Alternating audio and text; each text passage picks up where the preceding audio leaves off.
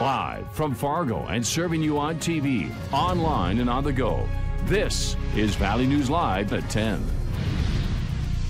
Stuff happens so fast, and when it does, it's too late. So I'd rather be extra careful before it happened. And to me, that's totally common sense, and it's just automatic. We're told that that sentiment is echoed by several parents who have kids at Cleveland Elementary School in Fergus Falls, Minnesota. A child was hit by a car outside that school today, and now those worried parents are coming forward, saying the accident should have never happened. They told Valley News Team's Veronica Marshall they're hopeful school leaders will take their concerns seriously now, because they haven't in the past. This area in front of Cleveland Elementary School may seem calm now, but parents tell me that's not the case during pickup and drop-off when their kids are here. Earlier today, it was a very different scene, and it was also one Julie Schmidt has been dreading for years. And I saw ambulance and police cars, and I knew something must happen, and I was like horrified at the thought of somebody got run over. He came out from between two cars, and the driver did not see the child until he was already in the roadway. The 12-year-old was taken to the hospital and treated for minor injuries. And while the community is grateful the situation wasn't worse, that doesn't mean it couldn't have been prevented either. In the past, I've been worried about the same thing happening, and it wasn't taken seriously enough. I felt like I got treated like I just worry too much. Now, Schmidt says parents and the school district need to work together to make sure accidents like this don't happen again. You can clearly see a lot of cars going fast, people on cell phones, little kids running different directions, and just there's a lot of chaos during certain times of the day, and you can clearly see there needs to be something more done. We're concerned that children darting out into the road. We really want to educate the motoring public to be cautious when going around the schools with the children coming and going, but also to the non-motoring public to be safe when entering the roadway. In Fergus Falls, Veronica Marshall, Valley News Live. Fergus Falls police say the driver stayed on the scene of the accident and did not show any signs of impairment, so they're not looking at charging the driver. We reached out to Fergus Falls School District for a comment, but they declined. Residents in the Roosevelt neighborhood of North Fargo remain upset over plans for demolishing homes and building multifamily housing units. Rohr's Construction has bought over 20 properties between 16th and 18th Streets North, with plans to redevelop the area on top of a proposal for a 6-story complex by the Newman Center near NDSU. People are still living in some of the houses, and they say they had no idea their homes could be torn down soon. Most residents we talked with today say that they are not happy that their houses will most likely be replaced by apartments. We really appreciate this house because, you know, our rent is very cheap. We don't have to pay for parking. We all walk to class.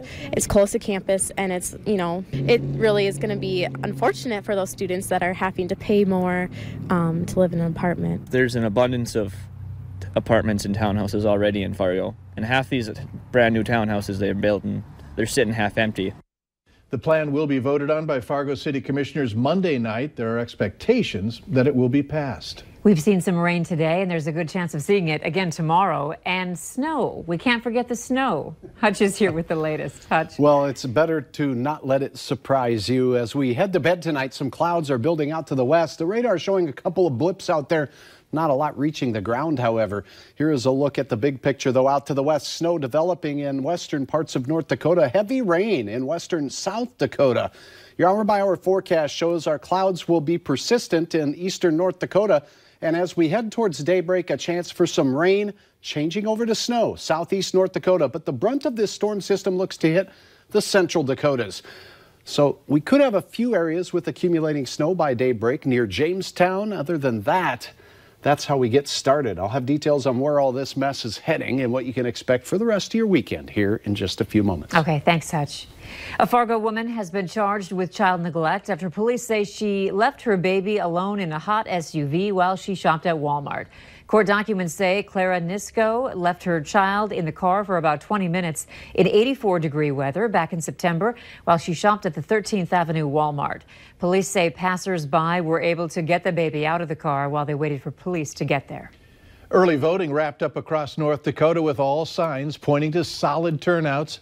As of mid-afternoon, 117,000 had cast early ballots across the state, according to the Secretary of State's office.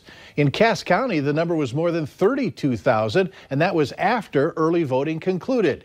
Cass County Election Coordinator Deanne Buckhouse says the number of voters in this area has far surpassed the typical midterm election numbers. It is very indicative of the political climate that we're in right now. Our Senate race is definitely driving a huge interest because there's definitely some that feel strongly both ways. Secretary of State Al Jaeger says the large turnout proves that North Dakotans are very motivated to vote in this election. Jaeger also said today that all Native Americans who want to vote will be able to in Tuesday's election. Jaeger was joined by Indian Affairs Commission Executive Director Scott Davis for today's announcement. Voter IDs are being given out for free to Native American residents. Davis said he's confident that everyone will be able to vote. Minnesota's firearms deer season opens this weekend, so on the first day, as expected, you'll find hunters in the woods. But at the Outlet Mall in Albertville, Minnesota, you'll spy another species celebrating what is called Deer Widows Weekend. Shoppers are often clad in camo with antler headgear, and many women secure hotels nearby and plan a girls' weekend. The outlet manager says women, the hunters and the gatherers, can take their own aim at extra savings, raffles, and giveaways. It actually started at our outlet in Birch Run, Michigan, and the northern tier states that all have deer hunting weekends, big ones, picked up on it right away. As for the deer hunters, the Minnesota DNR expects 500,000 people to participate on opening day. Fair is fair. Later on Valley News Live at 10, the gun debate is alive and well, but will it bring voters to the polls Tuesday? We saw a few peaks of sunshine across the FM area in our late afternoon hours, but clouds building in towards the end of the day mean we could see some showers by daybreak.